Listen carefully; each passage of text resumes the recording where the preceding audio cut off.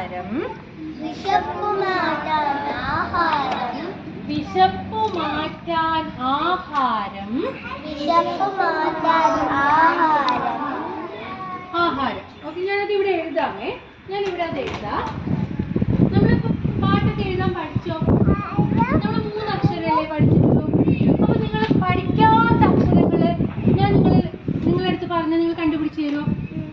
Okay, പറ്റുമോ നോക്കാം. ഞാൻ ഇവിടെ ഒരു കവിത എഴുതാണ്. ഓക്കെ, ഞാൻ പറയുന്ന വാക്കുകൾ നിങ്ങൾ തന്നെ കണ്ടുപിടിക്കും.